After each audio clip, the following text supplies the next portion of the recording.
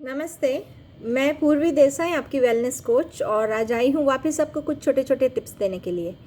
तो आज जो हम बात करने वाले हैं, और ये बहुत ही आम पाया जाता है लोगों में, और आई थिंक जितने भी लोग हैं ये पूरी धरती पे, ये सब कभी ना कभी ये चीज़ को फेस करते हैं। ठीक है, तो आज का हमारा टॉपिक है गुस्सा, एंगर। हमें गुस्सा क्यों आता है? Why we get angry?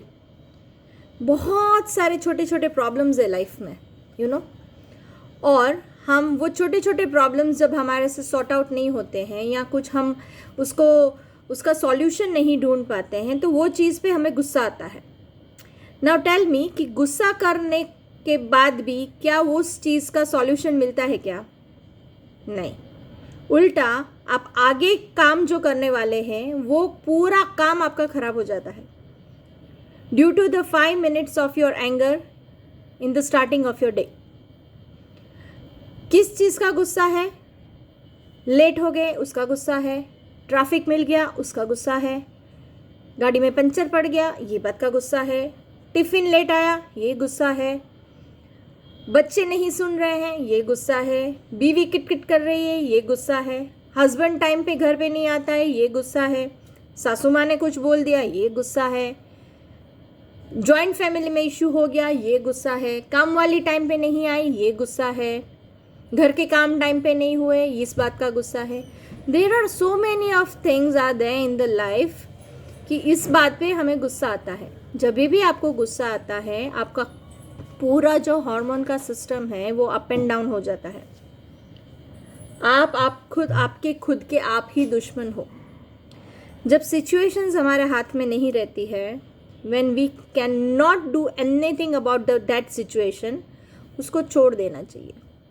Leave it and take deep breaths. आपका जो टेम्परामेंट है वो फटाक से नीचे आएगा, क्योंकि जब आप कंटिन्यूस गुस्से में रहते हैं तो आपको आगे क्या करना है ये आपको याद ही नहीं रहता है, या फिर आप उसके ऊपर से आपका माइंड जो है वो डाइवर्ट होके वो जो चीज़ जो हमारे कंट्रोल में नहीं है उस पर चली जाती है। गुस्से से आपका खाने का इंडाइजेशन का इशू होता है। जो लोग बहुत ज़्यादा गुस्सा करते हैं, आप देखिएगा उनको एसिडिटी का इशू होता है, खाना डाइजेस्ट नहीं होता है, उनका ब्लड प्रेशर आगे जाके they can become a patient of blood pressure. Blood pressure आया, बाद में डायबिटीज़ भी पीछे पीछे उसका फ्रेंड आता है। हार्मोन्स ठीक से काम नहीं कर रहे हैं, आपको थायराइड का इशू भी होने वाला है।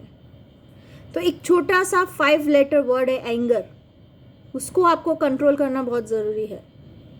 और जो अनकंट्रोलेबल चीज़ें हैं, जो इसके हमारे हाथ में जिसका सॉल्यूशन नहीं है, nowadays people are so angry on corona, क्या हमारे पास इसका सॉल्यूशन है? नहीं है। Try to mould yourself in the situation. अगर आप वो सिचुएशन के अनुरूप अपने आप को मोल्ड करेंगे तो उसमें से भी आपको बहुत सारे वे आउट मिल जाएंगे। आई एम श्योर आपको मिल जाएंगे, बस आपको वो ढूंढना है। You have to search for that. सिर्फ गुस्सा करने से कुछ नहीं होने वाला है, आप अपना बॉडी का पूरा सिस्टम बिगाड़ रहे हो। So try to relax your mind. छोड़ दो जो आपके हाथ में नहीं है, लेट इट गो। और ये जो लेट इट गो आप करेंगे ना, आपको बहुत शांति मिलेगी। And it is always like that, if you are doing always आई,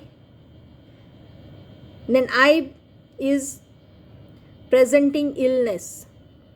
हम इस धरती पे आए हैं, भगवान ने हमें भेजा है, तो हमें एक साथ रहने के लिए भेजा है, एक दूसरे का ख्याल रखने के लिए भेजा है, एक दूसरे का ध्यान रखने के लिए भेजा है।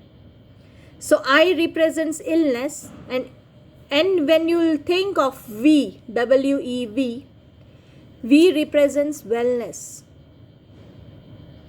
जितने भी आपके आसपास जो भी है आपके खुद के हैं, ये ध्यान में रख के चलिए।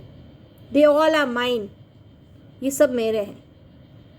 अगर उनसे कुछ मिस्टेक भी हो जाएगी तो आपको गुस्सा नहीं आएगा। क्यों? क्योंकि वो आपके हैं। सो try to do all these things, watch whatever the tips I've given you, और देखिए आपको बहुत चेंजेस दिखेंगे, आपका दिन बहुत सुपर जाएगा। आपके फेस पे हमेशा स्माइल रहेगी और ये जो आपकी स्माइल है वो दूसरे लोगों को भी बहुत अच्छे से मोटिवेट करेगी to become a good person, a good personality in the life and always be smiling. So ये टिप्स के साथ मैं आज अपना ये सेशन फिनिश करती हूँ और मैं आपको ये बात बोलना चाहती हूँ कि आप अपना ध्यान रखिए, take a very good care of yourself, because आप जैसा कोई नहीं है। Yes, you are unique and you are very special. So take care, bye, नमस्ते।